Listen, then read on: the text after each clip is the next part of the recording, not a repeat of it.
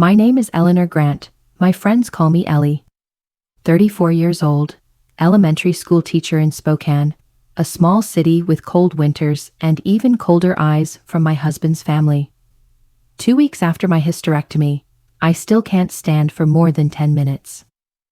The incision still bleeds slightly every morning. The doctor told me to rest completely for 3 to 4 weeks. But this morning, as I reached for the TV remote that had fallen under my pillow, a knife-like pain shot through my abdomen. I gasped, gritting my teeth, gripping the armrests of the chair to keep from making a sound. The contractions blurred my vision. The door opened. Travis walked in, not looking at me, tapping away on his phone, smirking at something on the screen. The smell of the cheap air freshener he'd used in the bathroom lingered on his shirt. "Oh, my mom just called," he said, as if announcing the weather. "Christmas is here this year, at our house." I said nothing. My heart skipped a beat. I tried to keep my face calm, but the hand on my stomach clenched. Travis continued as if I didn't exist. "Mom said she'd take care of the decorations. Just fixed dinner. Everyone's looking forward to the baked potatoes and cranberry sauce you made last year."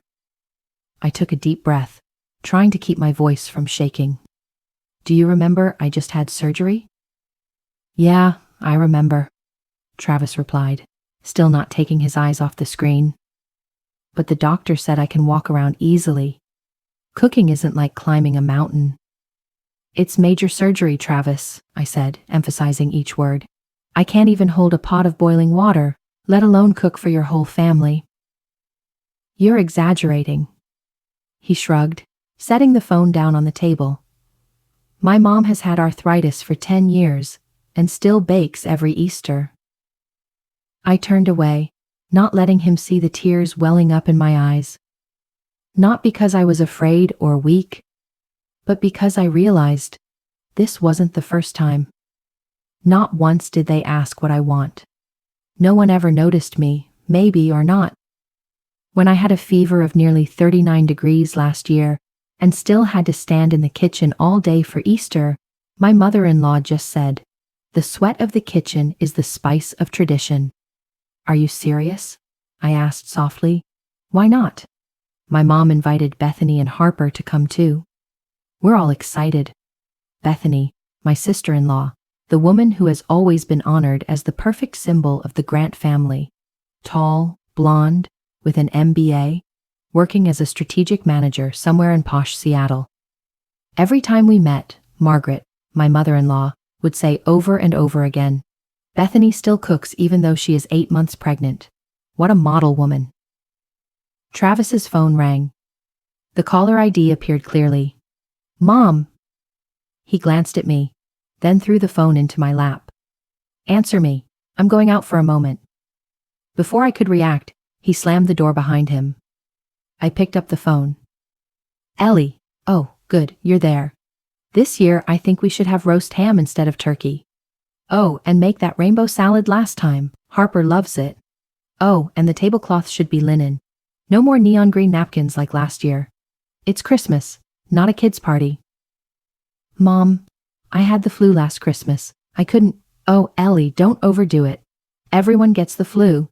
It's Christmas, get in the spirit. Just cook, okay?" She hung up before I could answer. I sat still, the phone slipping from my hand. The dull ache returned.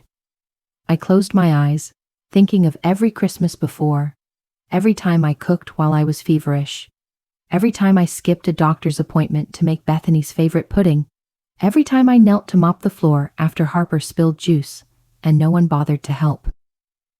I even remembered the time I had gastritis and had to celebrate Travis's birthday because I know you don't like eating out. The phone vibrated again. It was from Harper, my 15-year-old niece whom I regularly bought gifts for. Mom told Aunt Ellie to cook for the holidays. Don't ruin it like every year. Okay? Aunt Ellie. Not a word about her health. I walked slowly into the bathroom and faced myself in the mirror. A woman with messy hair, pale skin, eyes dark from lack of sleep and pain. But I saw something else, something I hadn't seen in years. I saw a cold calm, and a smile as thin as a knife. I went back to the living room, picked up the phone, and dialed Jada. Jada, it's me. My voice was unusually calm. Ellie, you finally called. What's up? Remember when you told me to stop letting them step on my head? I miss you so much. I remember adding, one day you're going to go crazy in the most elegant way I've ever seen. What? I looked down at my stomach, where the incision still ached. Jada, I think the day has come. I hung up the call with Jada, my hands still shaking from adrenaline, or maybe from pain. I wasn't sure. Travis walked in just in time, holding a glass of orange juice and a peanut butter bagel, for him. Not for me. Who are you calling? He asked, stuffing the phone into his sweatpants pocket as if nothing had happened. Jada, I replied, trying to keep my voice from cutting. Her again. He muttered, then walked past me to the balcony to smoke an e-cigarette. The synthetic mint smell had been making me nauseous since the day of the surgery. I told him at least 3 times, but his only response was a shrug. You are too sensitive. My phone vibrated again. Margaret. Don't forget Harper doesn't eat orange cheese. The white kind, remember? And don't put black pepper on your eggs like last year. Harper keeps coughing. I reread the message 3 times, each time feeling like I was about to burst with anger. Not one question asking if I could cook. Not one question asking how I was doing. Just sugar-coated commands in a concerned tone. I replied mechanically. Noted. And then there's Bethany. The sister-in-law the whole family worships like the goddess of Florence. Bethany. Ellie, I know you're on the mend, but I hope you can do better this time.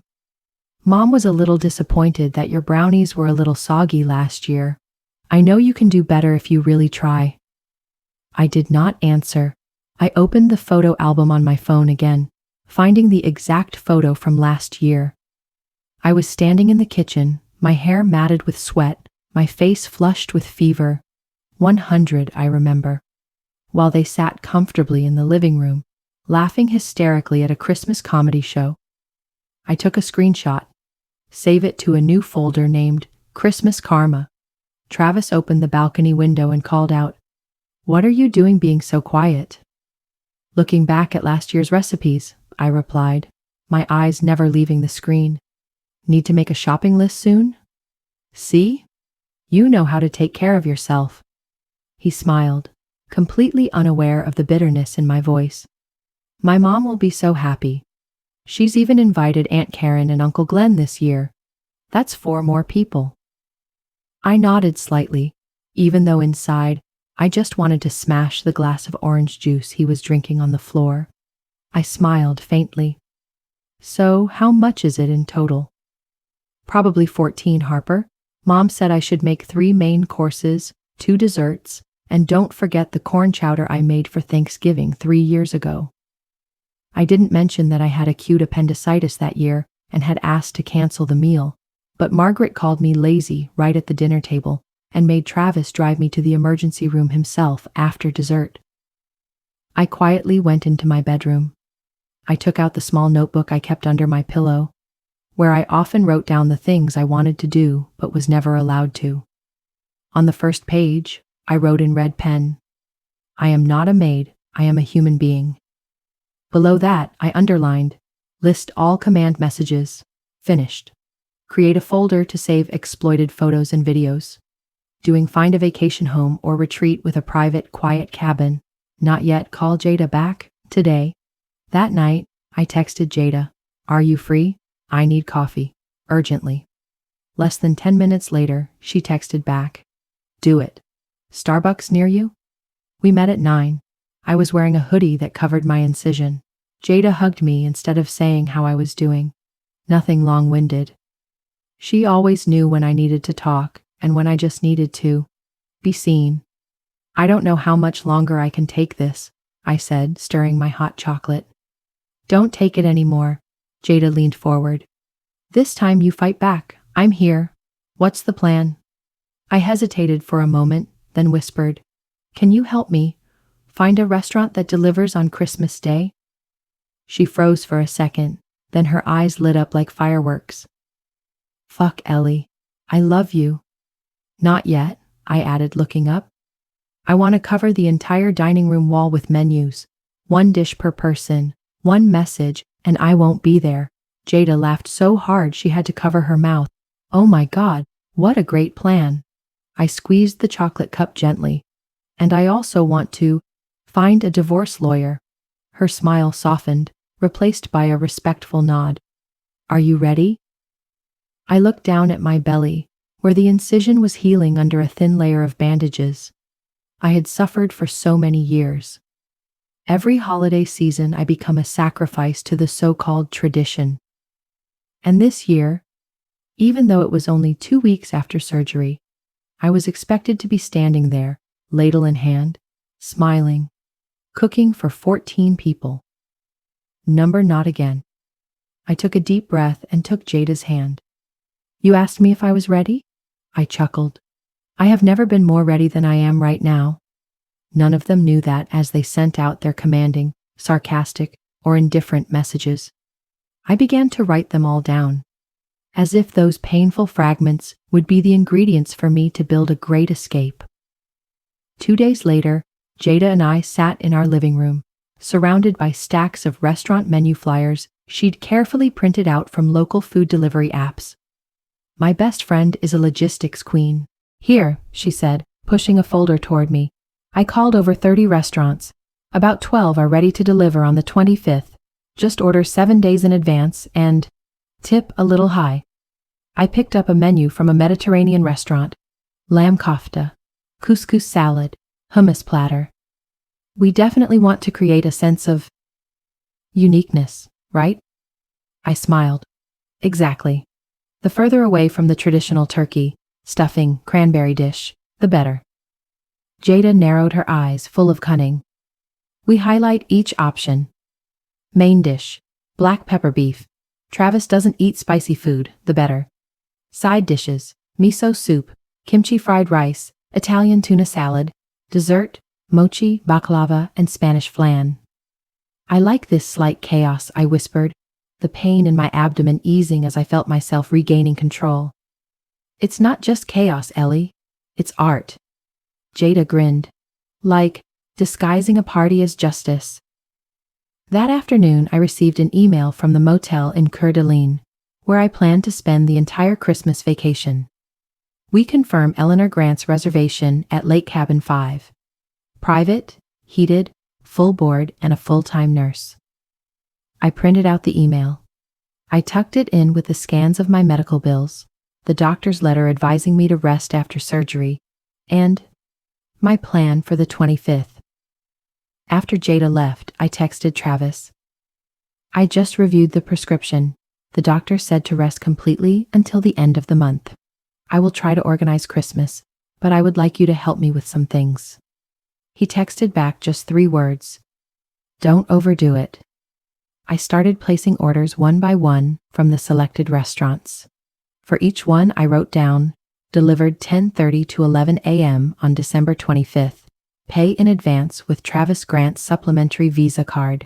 Recipient name, Eleanor Grant, will not be home. Special instructions. No knocking, just leave food on the porch. I don't feel guilty. I feel discerning. The next day, while taping a sample menu to the wall to test the layout, Travis walked by and frowned. What are you going to do with these papers? I turned back, keeping my syrupy smile. Just decorating. I'm planning on doing something new for Christmas. He chuckled. Mother probably won't like it. I nodded. Exactly. He smiled without understanding anything, and left the room. An hour later, I received an email confirming my retreat booking, along with a welcome note from the receptionist, Sarah. We look forward to welcoming Eleanor. The cabin will be ready early on the morning of the 25th, including a light breakfast, a Christmas dinner catered by our personal chef, and absolute peace and quiet to recover. I read it 3 times, and each time I felt tears welling up in my eyes, not because of the pain, but because for the first time in years, I was able to think about it Margaret texted me that afternoon. Aunt Karen is allergic to gluten. Remember that. And no raw onions. Bethany. Harper's been a vegetarian. I know you'll handle it. Don't do it like last time. You made beef lasagna. Harper. Mother said Aunt Ellie had to try. Christmas is the most important time of the year. She knows that. I save it all in the folder. Karma number 2, text edition. In the evening, I called Jada. We need a centerpiece for the dinner table. Not long, but powerful. Jada typed on her laptop in silence for a few minutes, then read aloud. Dear extended family, enjoy this year's menu, everyone. I am resting as prescribed by my doctor. If you are not satisfied, please contact your healthcare provider. Best regards, the one who cooks in pain year after year. I nodded. Print out 10 copies, stick 1, leave 9. You're so mean, Jada said, but her eyes sparkled with admiration. I just returned the roll they gave me. What roll? She asked. I took a sip of tea, then replied briefly. The waiter is unpaid. But this year, it will be the absent audience. December 19th, exactly 6 days until Christmas. I woke up earlier than usual, not because I felt better, but because the dull pain from my incision kept me from going back to sleep. Travis had left for work at 6:45, leaving the dishes unwashed in the sink. The glass he'd used to drink his milk last night still had lip marks and cookie crumbs on it. I didn't touch it. Instead, I made a cup of chamomile tea and carefully sat down at the dining table, the place I intended to be, staged for the greatest performance of his life. I opened my laptop and dragged the Christmas Karma folder to the middle of the screen. Total: 41 messages, 12 emails from Margaret, Bethany, and Harper, 8 screenshots of sarcastic statuses on Facebook, 5 phone recordings, 3 videos from the doorbell camera. Recording the scene of the mother-in-law coming without knocking and pointing randomly, I uploaded everything to Google Drive, backed it up to a USB, and sent the backup to Jada with a message. In case I lose my mind, like they say. At noon, while I was folding some pajamas to put in my suitcase, my phone vibrated continuously. Margaret. Aunt Karen won't eat fried food. Ellie. Remember to choose the healthy menu. Bethany. Harper just said she wanted homemade gingerbread. Not the store-bought kind. Harper. Mom said your old gingerbread was a bit dry. Make it again and make it better. I know you can do it. I type, screenshot, and save everything to a subfolder named Gingerbread and Cruelty. That afternoon, Margaret arrived. No warning, no knock. Just walked in like it was her house. Ellie, the house isn't decorated yet? She said so loudly I thought the neighbors could hear. I was sitting on the sofa, applying a warm compress to my stomach. Hi, Mom, I replied. I'm still recovering. There's still some bleeding. I had Travis by C-section, and I went shopping on Wednesday, she waved. You are the weak generation. I pressed the record button on the phone hidden behind the pillow. Do you want to see the incision? I asked, smiling sweetly like wild honey but cold as ice. Don't be rude, she glared at me. Stop it, I brought garlands and tinsel. It's got to liven up the house. She laid out the items on the table and started hanging them up without asking. I sat there, silently recording on the iPad across from me. Just then Travis came home. He was stunned to see Mom climbing a chair to hang a wreath, while I sat there, motionless. What's going on? He asked, as if I were the useless slob, and his mother the victim. Ellie still won't do anything. Margaret turned back, brushing her hands off. Just sits there all day. She's still in pain, Travis replied, but his voice lacked finality. I looked at him, saying nothing. No need to say anything. Everything I needed was in the folder, Karma number 3, Family Conversation. After Margaret left with a, I'll be back with more stuff, I texted Jada, invasion level, 9 out of 10. My mother-in-law just climbed the chair in the wall. I filmed everything. Jada responded immediately. Great. Put a copy of the menu up where she hung the wreath. December 21st. Bethany emails. Topic: about tablecloths. This year, I think champagne gold will match Mom's new dinnerware. You should get a matching set: tablecloth, napkins, and chair bows. No paper. Mom hates paper. I did not respond. Harper sent an Instagram DM. Mom said I should supervise the meal this year. I will help Aunt with the menu to avoid mistakes. Deal? Monitor. I laughed. I, who had just lost my fertility after surgery, was being raped by a 15-year-old, supervised cooking. I took a screenshot of the message and sent it to Jada. Jada replied, "Do they think you're an NPC?" December 22nd. I finalized the retreat booking, send confirmation to my divorce attorney, and Jada books a private car for me to pick me up at 10:15 a.m. on the 25th, before anyone else arrives. "Won't Travis be suspicious?" she asked. Since the surgery, he has never asked me what I was going to cook. He has never once stepped into the kitchen. I could blow up the kitchen, and he wouldn't notice. On the night of the 23rd, I stayed up late testing the menus on the wall. Whichever location was most eye-catching, which color scheme was most striking. I chose a classic serif font, printed in color, and laminated. Each menu was posted on a different wall: Chinese, Indian, Italian, Mediterranean, Mexican. Below each menu, I add a small subline. This menu is sponsored by Travis Grant, supplementary Visa card. On the morning of the 24th, I checked the list. Food order confirmed, delivered on time, retreat check-in confirmation recordings, images, backed up evidence, printed table center notes, escape suitcase ready. Travis still has no doubts. When he got home, I asked sweetly, "Can you help me bring the chicken to the table at 11 tomorrow?" He patted my shoulder. "Don't worry. You cook. I'll clean up." I laughed. Oh my God. I cleaned up. Clean up this whole play to the last act.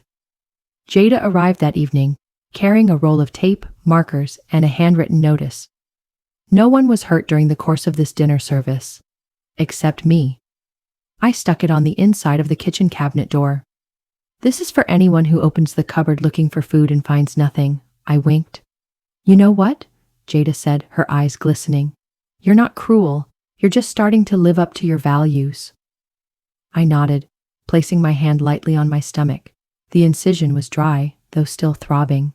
But the most painful thing was the way I had traded your silence for some fake peace for many years. Not again. Not this year. Never. I looked around the kitchen. Clean, no smell of food, not a single pot or pan. Only warm lights shone down, and menus were plastered all over the walls. Ready. Christmas Eve, December 24th. The house was strangely quiet, not because it was devoid of laughter or conversation, but because I did not prepare anything. There's no turkey thawing in the sink. No smell of cookies or cookies steaming. No salad on the table or cranberry sauce waiting to chill in the fridge. Just me, sitting at the kitchen table wearing a loose gray sweater, my incision carefully bandaged, a cup of hot canned soup in my hand, and an iPad playing a movie. Home alone. There was a bit of irony in watching a kid trap an intruder in his home, when I had just trapped a large family for a Christmas no one would ever forget. 10:23 p.m. The doorbell rang. I knew who it was. No one else could be here at this hour except Jada. I opened the door. She was wearing a long black coat, carrying a roll of duct tape and a large bag of freshly printed menus. "Ready?" she asked softly. "Almost," I replied. "Wait a minute." I pulled up my sweater, revealing the bandaged incision. The stitches had begun to fade, but the bruises and the dimples in my abs remained. Silent testimony to what they had tried so hard to ignore. "Do you think I should show my scar tomorrow morning?" I asked, half joking. Jada put her bag down and looked at me seriously. "You should. Show them what they've been ignoring all this time." I nodded. In the warm yellow light of the kitchen, Jada began pasting each menu onto the dining room wall, in the exact spot she'd marked yesterday. "Chinese, facing the door," she muttered. "Greek, Right behind Margaret. Perfect. Is the note ready? I asked, checking my bag. Here, she said, pulling out a laminated A4 sheet of paper with the content written in a classic font. Dear extended family, enjoy your meal. All dishes have been prepaid. I am currently resting as per post-operative instructions. If you have any questions about meals, please contact your doctor. Friendly, the man who has been cooking through pain every holiday for the past 6 years. Perfect, I whispered. Right in the middle of the table, pressed down with the Christmas bauble my mother-in-law used to call a gift for the new maid. Jada chuckled. Remember that? How could I forget? I replied. I laughed awkwardly that day. Today I really find it funny. 11:15 p.m. Everything is done. Menus, plastered to 3 walls. Notes, placed in the middle of the dining table. Gifts, shining like full stops. Luggage, already in Jada's trunk. Orders, confirmed on time. There was only me, standing in the middle of a clean room. No smell of food, no noise, no grease, no tea boiling on the stove. There was only silence and autonomy, which I have won back, piece by piece. December 25th. Morning. Christmas. It had been snowing lightly since last night. Through my bedroom window, I could see a faint light filtering through the frosted glass.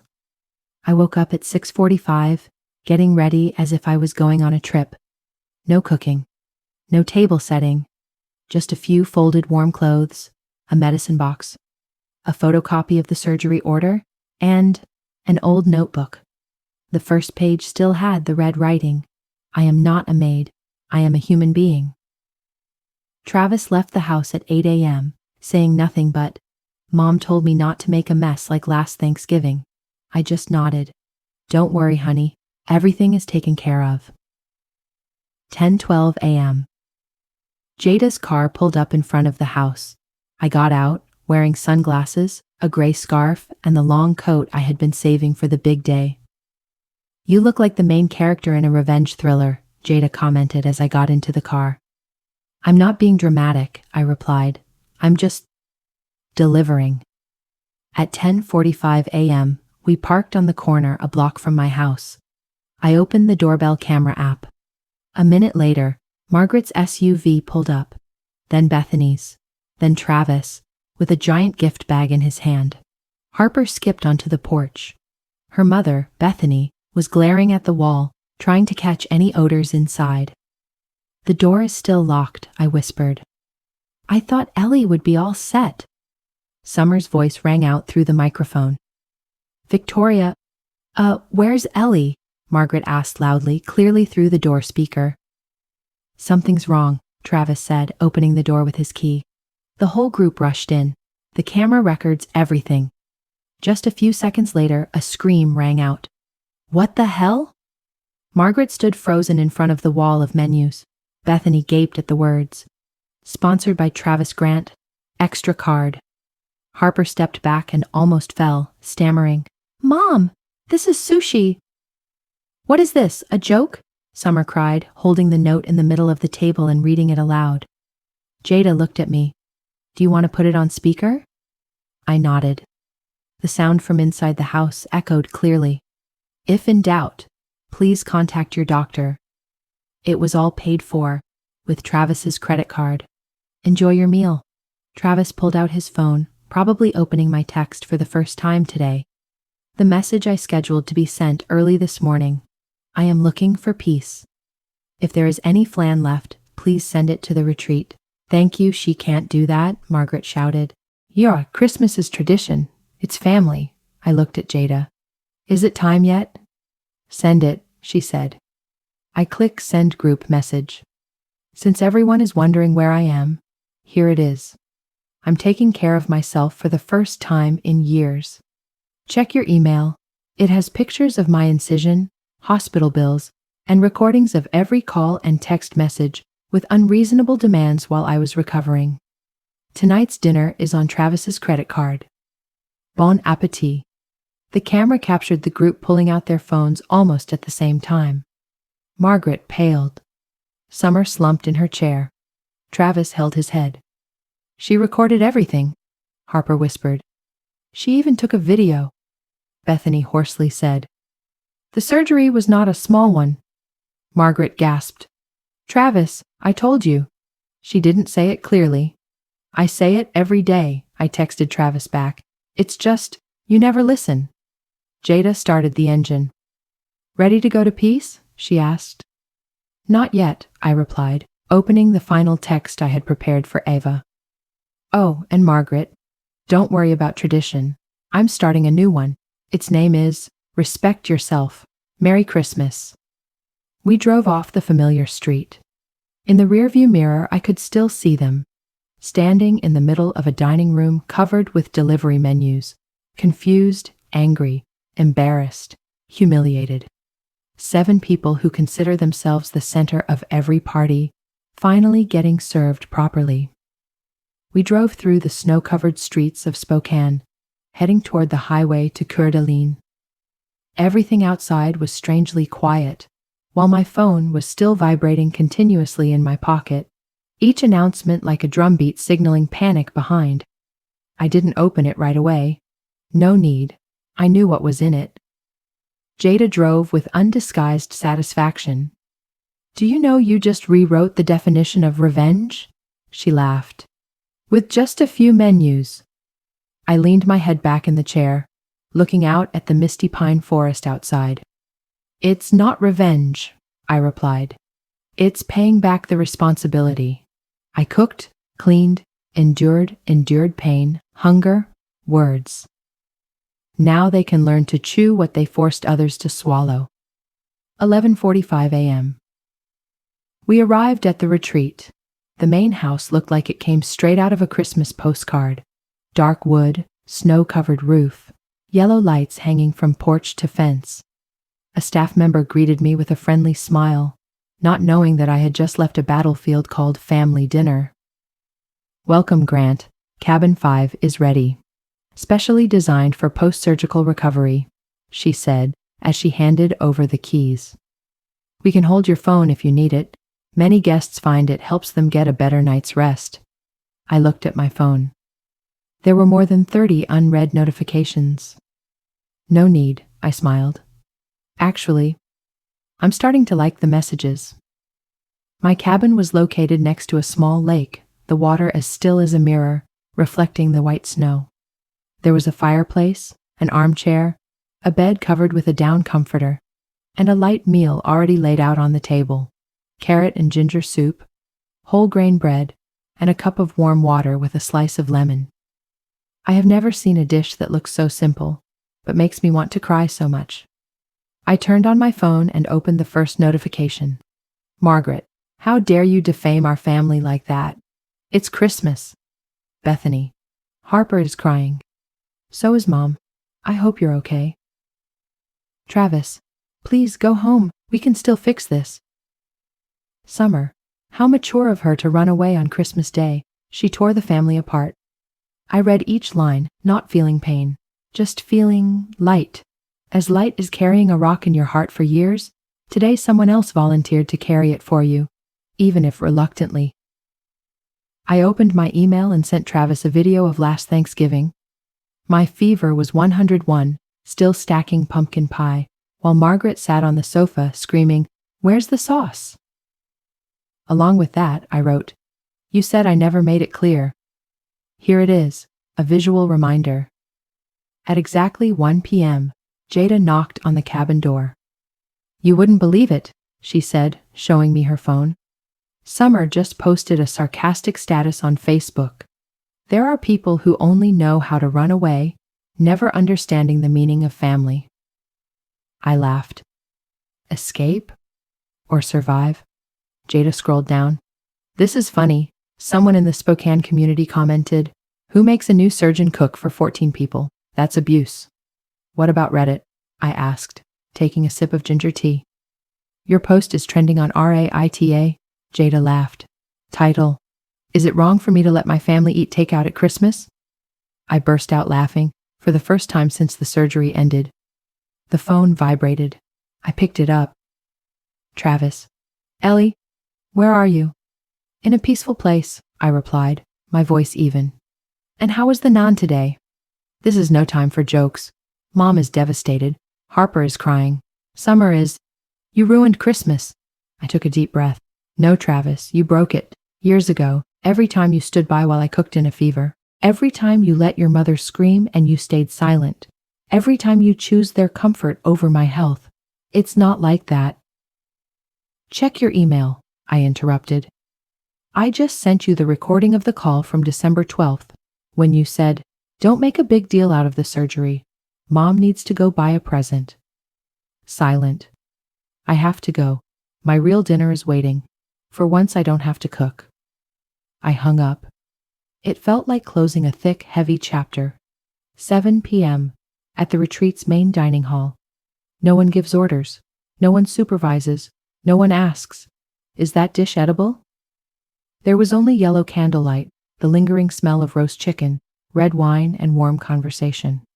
I was shown to the table where my name was posted. In front of me was a plate of hot food, shiny cutlery, and a small card, "Eleanor, special guest." I sat down, eyes stinging. For the first time in 7 years of being a daughter-in-law, I sat down to eat Christmas, no forced smile, no standing in the kitchen, no mopping the floor, no washing 14 dishes. I put my hand on my stomach. The incision was healing, and my heart, too. After dinner, I returned to the cabin. I turned on my phone. 50+ new messages. Eva, Travis's mother. Did you know Travis's mom passed out from anger? Bethany, I'm considering calling a lawyer. This is public humiliation. Travis, please, we can still fix it. Summer, Mom is mad. Are you there? Answer now. Corbin, Travis's cousin. Great. The whole family was eating spicy ribs and everyone had mild diarrhea. Thanks a lot. I chuckled. Karma came not only at the right time, but also in the right place.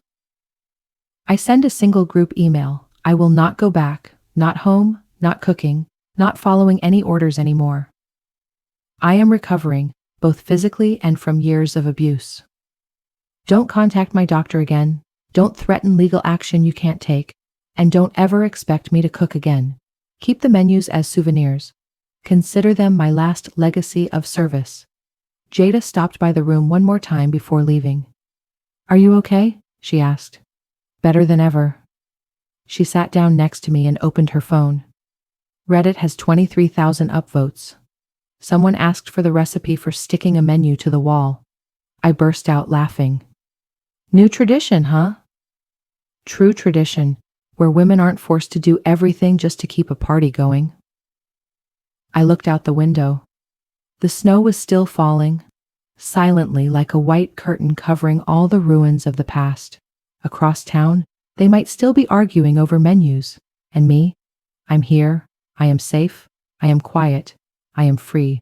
1 week after Christmas, I returned to the old house at 7:02 a.m. Not for regret, not for pity, but for end. The Spokane sky was hazy, and melting snow had made a slushy mess on the porch. Travis's car was still parked in front of the house. He hadn't returned to work yet. I got out of the car wearing a charcoal jacket, a gray scarf, and my hair in a bun. Next to me was Andy, the lawyer Jada recommended, neat, sober, and with a voice that no one dared interrupt. Are you sure? Andy asked as we stood at the door. Probably like the flan you left on the table last week, I replied.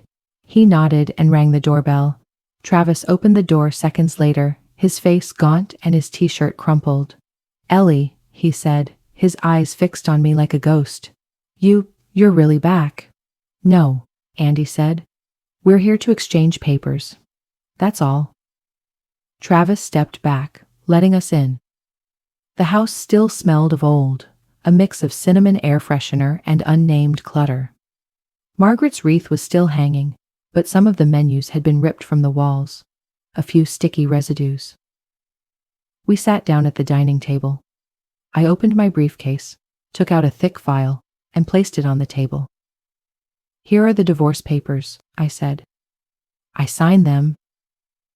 Travis leaned back, rubbing his forehead. For dinner? A dinner? I chuckled. You think this is about food? I picked up the phone and opened the voicemail from December 25th. How could you humiliate us like this after all we have done for you? You ungrateful thing. Margaret's voice rang out clearly in the quiet room. That's just what my mom said. Travis tried to justify. Exactly. I opened my laptop, spreading the documents out on the table. Hospital bills, screenshots of text messages, pictures of menus on the wall. These are the times I cooked when I was feverish, when I was recovering, when I was bleeding. And all the times you chose to stay silent and let your mother dominate. I never meant to hurt you. December 12th, I read from the recording. You said, "You're home all day, so it's not too much to cook something." December 15th. Mom wants pumpkin soup. I can make it fast. December 24th. You texted, "Everything is well organized." Yes. I have it all organized. Every dish. Every piece of evidence. Travis bowed his head and muttered, "Oh my God." I'm not a saint, I said. I am a woman who you have forgotten has a heart, a dissected uterus, feelings, and the right to refuse to serve an entire family just because it is traditional. The door opened. I looked up. Margaret walked in. Heavy makeup, gray fur coat, pursed lips. Still not signed? She looked at Travis. I thought you could convince him. My name is Eleanor, I said calmly, my hand still on the file. And I am not it. Andy stood up, pulled out his phone, and started recording. Ms. Margaret Grant, you are intruding on legal negotiations. Please remain seated or you will be labeled as an obstructionist. Margaret turned pale, but sat down in her chair, snorting. I just want to say, what would people think if they knew about this? I looked straight at her, unblinking. They'll be right, that this family forced a woman who had just had a cesarean section to cook for 14 people, that the daughter-in-law was called a housemaid, and that, for the first time, she resisted. Travis. This has gone viral on Reddit. Margaret. Facebook is full of negative posts too. I pulled out an envelope and handed it to Travis. This is your share of the house sale proceeds. Andy advised me to give it to you in person. He opened it, silent. You really doing this? Yes, I replied. I chose to respect myself after years of being treated like a servant. It's completely different from revenge. And I have no regrets. Margaret suddenly jumped up and shouted, You ungrateful girl, after all we have done for you. Andy kept recording. Travis stood up to hold his mother. I remained seated. You did the best thing for me, I said. You showed me that I didn't belong here. And now I'm showing you. I'm leaving as a person who knows my worth. When Andy and I left the house, Margaret was crying. Travis slumped in his chair like a maniac. How long should I give him to respond? I asked. 72 hours, Andy replied. Then we'll officially submit the application. I looked back at the house that had once been the place I hoped to call home. Now it was just a final stop. I got in the car, closed the door. It felt deliverance. No more name-calling during mealtimes. No more sarcasm about dry bread. No more me washing 14 plates with a stomachache. Just me and the journey to become yourself. I chose the restaurant Riverside Roasters, a coffee shop located along the fast-flowing Spokane River, where every time I go I tell myself, when I finish work, I will sit here, not worrying about dinner, not thinking about dessert. Today is that day. 9 a.m. Wednesday I arrived first. I ordered an almond latte and chose a table by the window, where the pale winter sun streamed through the frosted glass. I opened my laptop, editing the 7 things I learned from an unfair marriage article I was writing for a popular women's blog. 9:07. The glass door rattles slightly. Travis walks in. He was wearing a blue shirt, holding a briefcase in his hand, his eyes hesitant, followed by Margaret, following close behind like a shadow. Today she wore a plaid dress and leather gloves. I wasn't surprised. In fact, I had told the barista to prepare 3 drinks. 2 hot, 1 cold. They sat down. I did not stand up. "Thanks for coming," I said, my voice even. Margaret immediately spoke up. "I didn't come to thank you. I came to—" "Listen," I interrupted. "I don't have a lawyer with me today, but I'm recording it just to be clear." I placed the phone in the middle of the table. The screen showing the recording app was on. Travis looked at me softly. "I want to say sorry." I looked up. "Sorry for what?" I asked. "For letting me carry too much. For not standing up when Mom said too much. For missing the signals." "It's not a signal," I replied. "It's a concrete action. It was when I passed out in the kitchen from hypoglycemia and your mother said, 'She's just showing off.' It was when I asked you to wash a bunch of dishes and you said, 'It's just for one night. Bear with it.' It was when I was in so much pain, I couldn't sit still, but was still called selfish if I didn't make Grandpa's favorite barbecued ribs." Margaret clenched her fists. "Enough." "Not yet," I said. "You will hear it to the end, because today is not about reproach. But it ended well. This is not a reconciliation. This is a farewell." I took a color photo file out of my bag and gave it to Travis. "Here's a picture of me from the hospital, the day after the surgery, and here's the bill. I paid it all out of my own pocket because your family said no need to waste money on petty illnesses." Travis picked it up, his lips pressed together. "Ellie, I know I was wrong, but maybe—" "No," I interrupted. "I don't want to go back. I don't want to fix. I don't want to continue being the only one who understands the concept of give and take in a marriage." I turned to Margaret. "And you," I said. "You once called me the extra, the rock that dragged Travis down." She jumped up. "You are just a half-hearted daughter-in-law. Our family has—" "What?" I asked. "Give me a place to stay in exchange for cooking? Give me a surname in exchange for countless nameless obligations?" The barista brought a third cup of coffee. "Margaret's." I pushed it over. "Iced latte, your favorite, but last time." Margaret froze, looking at the coffee cup as if it were a declaration of war.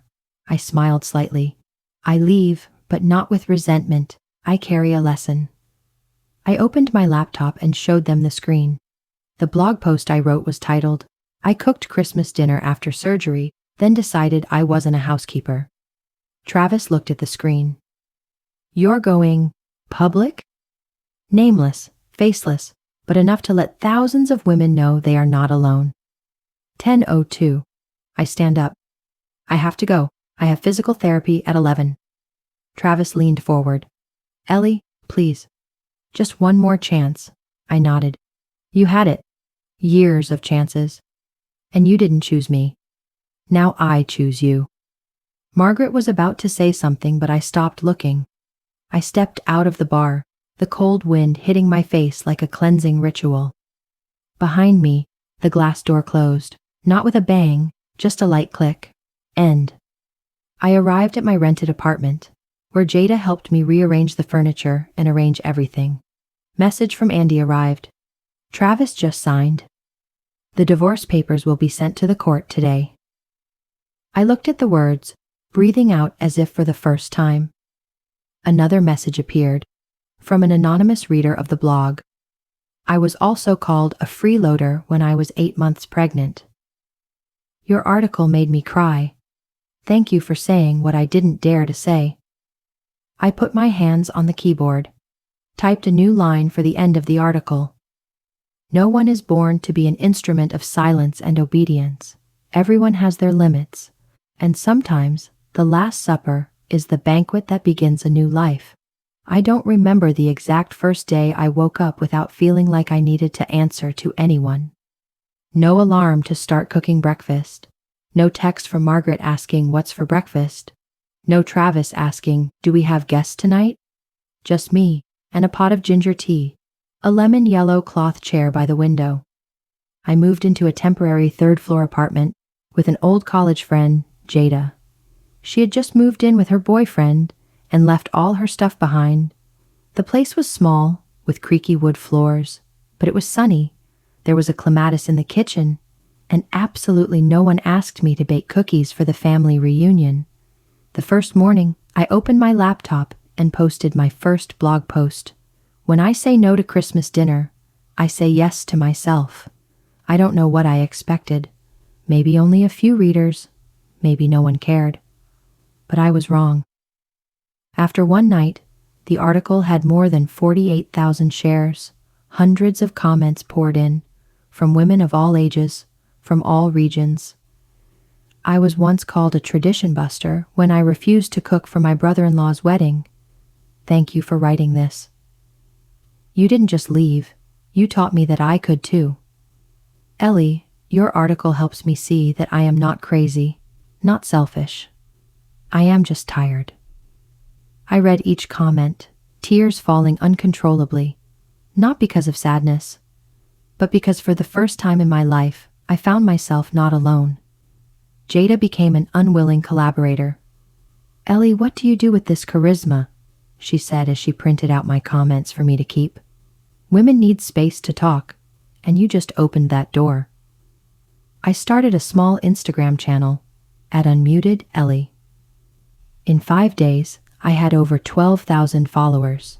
I shared a photo of my hand with the surgical scar, a photo of the empty refrigerator after Margaret said, "No need to buy more, do it yourself." A photo of the spoon I put down right when I decided to leave. And with each post, I include a message. You are not selfish because you stop serving. You are powerful because you dare to say enough. A week later, I received an email from a non-profit in Seattle, Voices for Women. We read your blog, Ellie. We would like to invite you to be a guest on our podcast.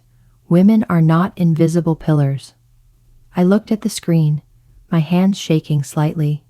I, the one who was once called only good at baking, was now invited to speak in front of thousands of people. Jada screamed with joy. You have to do it now. This is the next step. The recording session took place on a Tuesday afternoon. I walked into the simple studio, put on my headphones, looked into the microphone, and was asked, "What made you leave? Not just physically, but mentally." I thought for a moment, then replied, "Not because they didn't love me, but because I no longer recognized myself amidst the demands, the sarcasm, and what people called normal. I left because I deserved to be a human being, not a full-time waitress in the name of good wife." After the recording aired, I received a text message from a 56-year-old woman named Linda. "Sister, today I am applying for mental health leave after 34 years of marriage. You are the reason I dare." I finished reading and my heart ached, not because of pain, but because of pride. One morning, I opened the window to let in the sunlight and saw an envelope stuck under the door crack. I opened it. The handwriting was strong and clear. Ellie, I just watched the podcast. While I don't agree with everything, I understand that you need to be heard. And I'm sorry I wasn't your advocate from the beginning. My biological mother. I sat silently for a few minutes. My mother is not one to apologize easily. But now she realizes, I am no longer the reasonable daughter. I am the woman who chose herself. I started writing books. Title, I Didn't Cook That Dinner, My Journey from Silence to Freedom. Jada helped me edit. The online community funded printing through crowdfunding. Each chapter is a slice of life, from nights of dishwashing with lingering pain to the first breakfast without asking, "What's for dinner?" I do not write for revenge. I write to carve your name into your own story. One Friday evening, I hosted a live Zoom session, Women Who Said No. Then 800 people attend. A woman named Daniela, 38 years old, raised her hand and said, "Ellie, I filed for divorce today, and I didn't cry. I felt relieved. Thank you for teaching me that it's not the one who suffers longer who is stronger." I nodded, choking up. I'm not alone. I've never been alone. And that's the most important thing I've ever said. The day my book was officially released, it was pouring rain in Spokane. I sat in my wine-colored sweater, hair pulled back, in front of the mirror, not to look neat, as Margaret would have said, but to make myself look radiant. Hardcover embossed book title, I Didn't Cook Dinner, My Journey from Silence to Freedom. Eleanor Grant book launch event held at Riverside Cultural Center, where Travis's grandfather's 70th birthday party took place, where I carried trays of pastries that no one could remember who made. This time, I entered the lobby as a guest of honor. Jada walked beside him, wearing a black blazer and holding a clipboard, playing the role of psychological assistant and bodyguard. There were more than 200 people in the hall, readers, reporters, women wearing I Choose Me t-shirts, the phrase I wrote in my first blog post. I cried again, but not because of pain, because I know I created something truly meaningful. During the break, an unexpected face appeared. Reese, Travis's sister. She walked over, her eyes anxious. Ellie, she said softly, I read your book. I'm sorry for not saying anything when your mother was upset. I was scared, I was passive. But I'm getting ready to leave home now. I put my hand on her shoulder. I'm not mad at you, but I hope you'll choose your own path, without asking anyone's permission. She nodded. Her eyes were red. The main talk started at 3 p.m. I stepped onto the stage, the first time I stood in front of the microphone without holding a tray of cakes, without bowing. Under the light, I saw a figure Margaret and Travis in the back row. They have arrived.